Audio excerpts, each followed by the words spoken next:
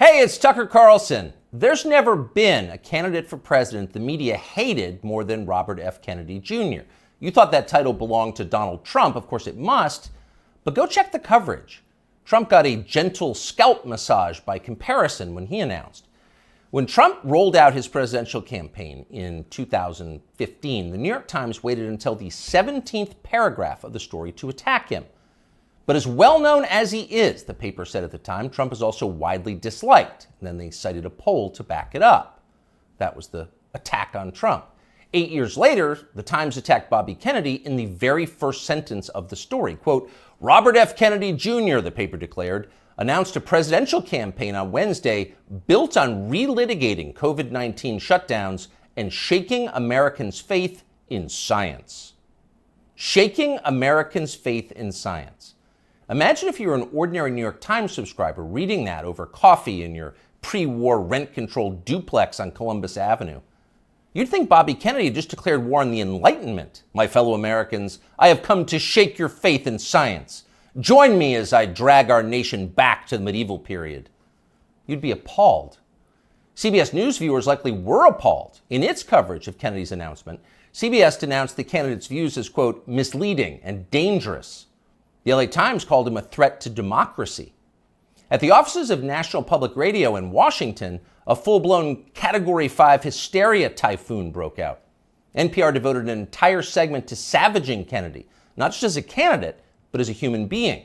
NPR described him as someone who, for his own perverse reasons, has made, quote, debunked and false and misleading claims that undermine trust in vaccines, and who, in his spare time, provides moral support to crazed extremists who, quote, rally under the banner of what they call liberty or freedom.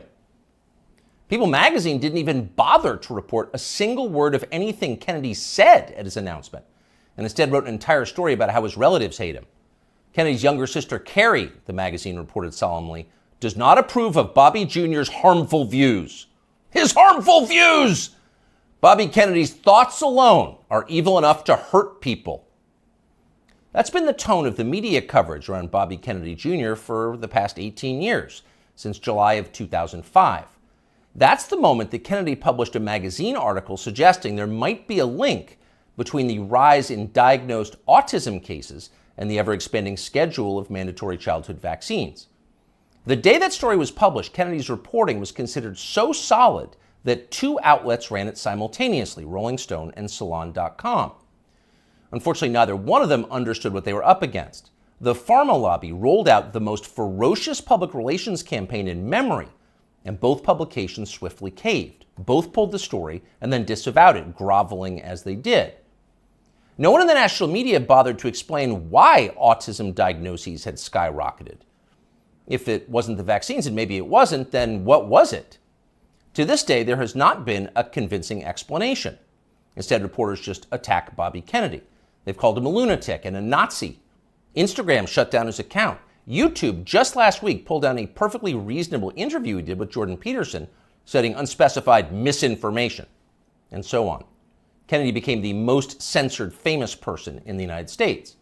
At this point, most Americans have heard a lot more about Bobby Kennedy Jr. than they've heard from him. He doesn't get many offers to speak from big platforms. But last week, Joe Rogan gave him one. Here's some of what he said. Why do 5 of my 7 kids have allergies? You know, and of course we know why, because aluminum adjuvants give you allergies. They're designed to make you, to create a hyperimmune response to foreign particles. And the last category is, the allergic diseases, peanut allergies, food allergies, eczema, which I never knew anybody with eczema when I was a kid. I never, asthma, I knew people with asthma, but it wasn't 1 in every 4 black kids like it is today. So, all of those things. Now, we went from 6% of American having chronic disease. By 1986, we're starting to have the vaccines, and we got and 11.8% of kids now, so it's doubled. Why do 5 of my 7 children have allergies? Now, we don't know the answer, of course. But it's an interesting question. In fact, it's an important question that deserves an adult answer, not that you should hold your breath waiting to get one. Bobby Kennedy asks a lot of questions like that. He notices things. Kennedy pays attention to the world around him, and he wonders why it's changing. He's an outdoorsman, a falconer, and a fly fisherman. He's interested in how nature works. He's curious. Not so long ago, these qualities were considered essential to the practice of science. All scientific discovery comes from observation, empiricism, patient watching. Without the willingness to put aside your pre-assumptions and assess with honesty the things you see and touch and smell, the changes taking place right in front of your face, you can't do science. You can't create art either, or journalism, or theology. You have to be willing to notice the obvious. And when they tell you you're not allowed to notice the obvious, you should be concerned. Imagine you were on a commercial airline flight. The plane is just leveled out at 37,000 feet. You're closing your eyes for a nap. And suddenly you smell smoke. And it's not your imagination. You can see it. It's starting to fill the cabin. All around you, people are hacking and choking. The guy in the next seat has a napkin pressed against his mouth, and he's mumbling what sounds like Psalm 23. Yea, though I walk through the valley of the shadow of death. So clearly, the airplane is on fire. But almost unbelievably, no one has said a word about it. Not a single person is acknowledging this is happening. Everyone is silent. So in panic, you yell for the flight attendant. There's smoke in the cabin, you say, as if she hasn't noticed. But she stares at you with hard eyes. Shut up, racist, she replies. That's a dangerous Russian conspiracy theory. Stop spreading misinformation or I'll call TSA and have you arrested when we land. That sounds like a fever dream, but it's also pretty close to the experience of living in the United States at the moment. All around you, things seem to be fraying and getting worse. Your gut tells you there's something very bad going on, and all the evidence suggests that there is. But the people in charge won't acknowledge that. Everything's fine, they scream. Stop noticing. But wait, I don't remember this many kids having allergies or asthma or eczema or autism or, for that matter, body dysmorphia. And why so many suicides? What's going on here? Shut up, stop asking questions. That's their answer. But Bobby Kennedy won't stop asking, and that's why they hate him. As Kennedy spoke on The Rogan Show, a reporter for Vice.com called Anna Merlin was watching. Merlin was so enraged by what she saw that she dashed off an article attacking Joe Rogan's employer for allowing the conversation to take place. Spotify has stopped even sort of trying to stem Joe Rogan's vaccine misinformation, read the headline. The piece never even described much of what Bobby Kennedy had actually said. Merlin dismissed the entire interview as, quote, a detailed survey of Kennedy's most dangerously incorrect views, a far too extensive list to outline in full.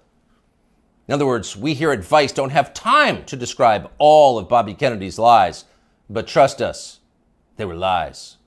Then Merlin called Spotify to see if she could get the episode censored. Much to her profound frustration, Spotify refused to censor the episode and kept the interview on its website. So she spent the next several days ranting about all of this on Twitter.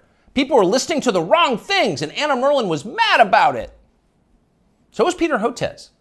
Hotez is a pediatrician from Texas who became moderately famous on MSNBC during the COVID lockdowns as a Biden shill and a vaccine promoter. Hotez read Anna Merlin's piece and then huffily retweeted it. Effectively, why is Bobby Kennedy allowed to talk in public? And that gave Joe Rogan an idea. Why not have Peter Hotez debate Bobby Kennedy on his show? You claim he's wrong. Why don't you explain why he's wrong? That seemed fair. But Hotez wouldn't bite. So Rogan offered to give $100,000 to Hotez's favorite charity if he agreed to come on. Soon others made their own pledges and the pot swelled to over $1 million. But still, Peter Hotez wouldn't come. Instead, he scampered back to MSNBC, where one of the channel's oilier hosts assured him he was doing the right thing by dodging the debate. Arguing with Bobby Kennedy is morally equivalent to debating a Holocaust denier, the host said. No decent person would do that. And of course, Hotez agreed. Quote, 200,000 Americans needlessly perished because they believed the anti-vaccine disinformation and refused to take a COVID shot. So really, talking to Bobby Kennedy would be a lot like abetting murder. And Peter Hotez, MD, PhD, was not going to do that.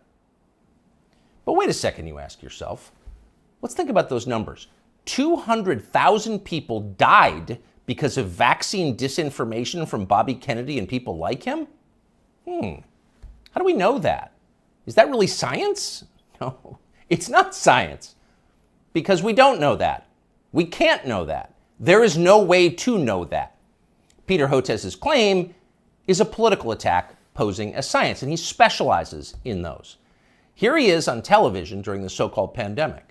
It's all about mask compliance. That's going to be absolutely critical, because if you don't have masks, remember, this virus aerosolizes. So even 6 feet is not enough. It can go 17, 18 feet, several meters. What we really have to do is have vaccine mandates in the schools. We should have a rule that anyone who walks into a school over the age of 12 has to be vaccinated. This is the nature of the anti-vaccine movement in this country. It's somehow married now to far right-wing extremism and white nationalist group. Anyone who's unvaccinated and has been lucky enough to escape COVID, your luck is about to run out. And I call it anti-science aggression coming from Senator Rand Paul, Senator Johnson, members of the House of Representatives, in addition to those two senators, are killers.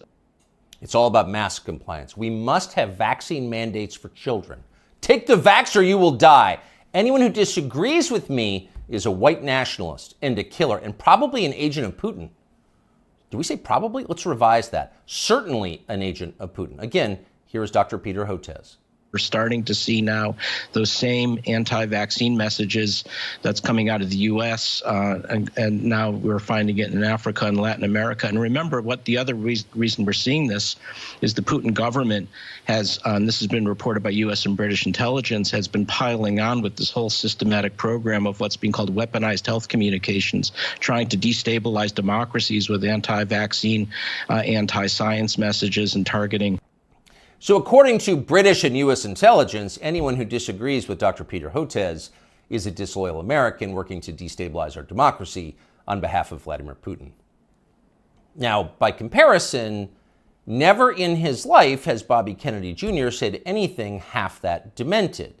But keep in mind, Peter Hotez claims to have a valid medical license. He is allowed to treat patients. After a while, even MSNBC viewers were going to have some questions about a guy who talks like that, and apparently some of them did.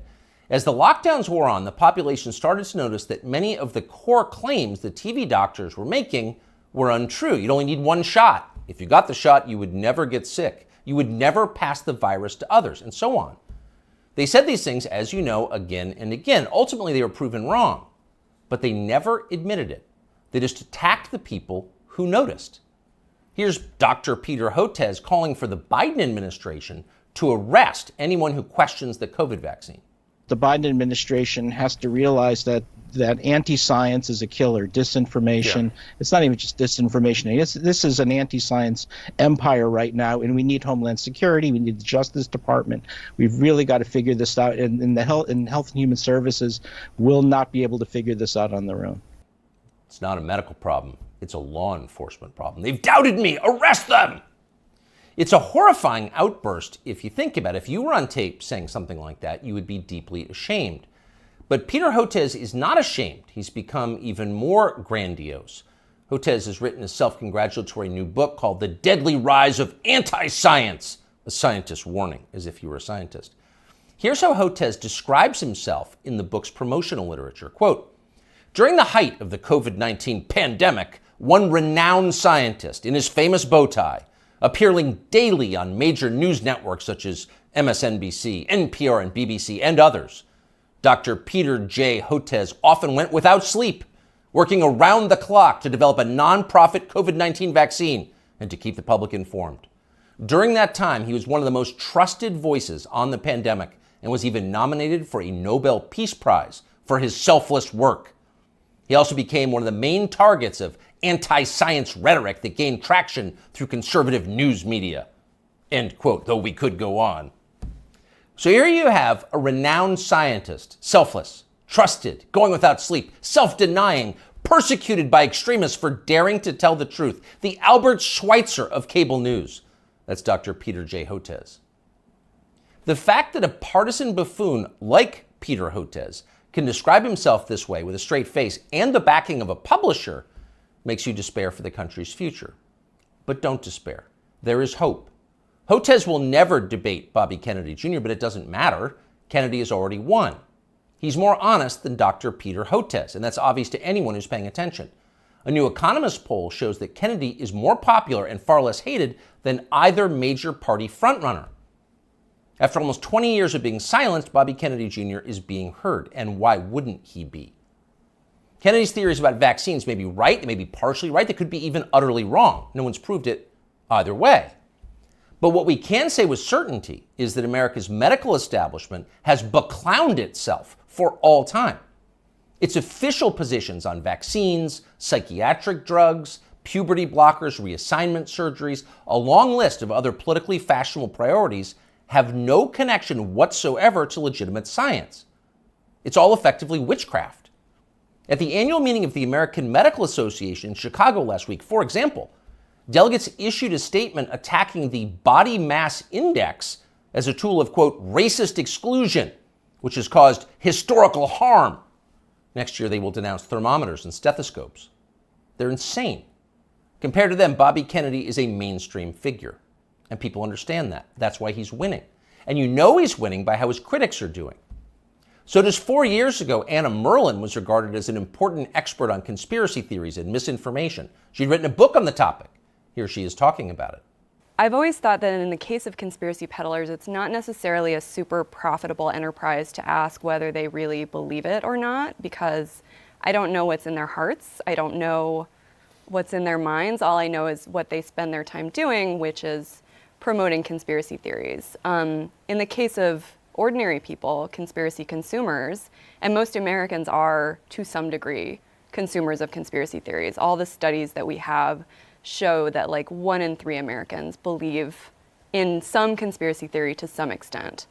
For the people in the very sort of deep end of the conspiracy pool, people who are consuming a lot of conspiracy content, I think it's really important to look at the way it helps them make sense of the world and make sense of our political moment and make sense of a lot of times like what's happening in their own lives.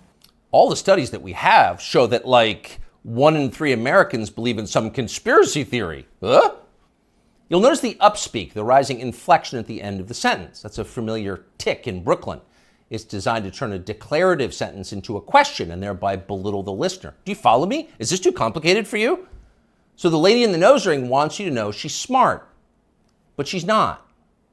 When Merlan recorded that interview, Vice, where she now works, was valued at more than $5 billion. Genius investors like James Murdoch were showering the company with money. Everyone wanted in on the future of media, which was uptalkers like Anna Merlan lecturing you about racism and misinformation. But that has changed. Last month, Vice filed for bankruptcy. Anna Merlan is still on Twitter screeching about how her critics are transphobic, but nobody cares. Nobody wants to hear from Anna Merlan anymore. The gatekeepers are transparently ridiculous. Everyone can see that. People have started to notice. Younger people say the news is full of lies. In Kennedy's motorcade. 239 people. Cell death of Jeffrey Epstein.